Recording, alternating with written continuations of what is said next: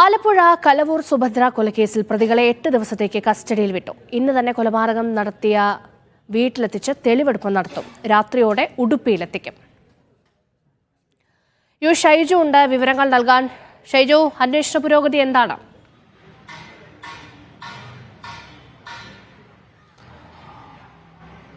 രേഷ്മ, അന്വേഷണം നേരത്തെ ആരംഭിക്കുകയും അത് മുന്നോട്ട് പോവുകയും പ്രതികളെ ഉടുപ്പിയിൽ നിന്ന് കണ്ടെത്തുകയും ഒക്കെ ചെയ്തിരുന്നു. ഇവരെ റിമാൻഡിലാക്കിയതിനു ശേഷം കോടതികൾ അവധിയാവുകയായിരുന്നു. ഈ ഓണാവധിക്ക് ശേഷം ഇവരെ കസ്റ്റഡിയിൽ വാങ്ങണമെന്ന അന്വേഷണ സംഘത്തിന്റെ തീരുമാനത്തിനനുസരിച്ച് കഴിഞ്ഞ ദിവസം തന്നെ കോടതിയിൽ കസ്റ്റഡി അപേക്ഷ നൽകിയിരുന്നു. ഇന്ന് പ്രൊട്ടക്ഷൻ വാറണ്ട് പുറപ്പെടുവിച്ച് അവരെ, അതായത് ഈ പ്രതികളെ കോടതിയിൽ എത്തിക്കുകയാണ് ചെയ്തത്. ഇവരെ 8 ദിവസത്തേക്ക്, അതിൽ പ്രധാന പ്രതികളായ മാത്യൂസ്, ശർമ്മള, ഇവരെ രണ്ടാളെയും 8 ദിവസത്തേക്ക് പോലീസ് കസ്റ്റഡിയിൽ വിടാൻ ആലപ്പുഴ ജില്ലാ സെഷൻസ് കോടതി ഉത്തരവിടുകയായിരുന്നു. റെയ്നോൾഡിന് വേണ്ടിയിട്ടുള്ള കസ്റ്റഡി അപേക്ഷ പിന്നീട് നൽകാനുള്ള ഒരു തീരുമാനത്തിലാണ് അന്വേഷണ സംഘം ഉള്ളത്.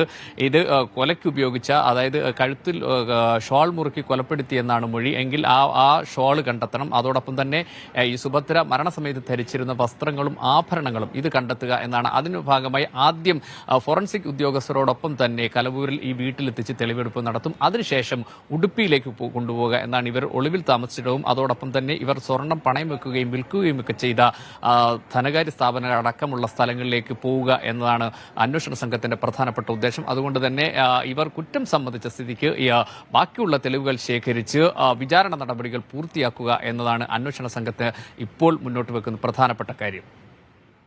ശരി.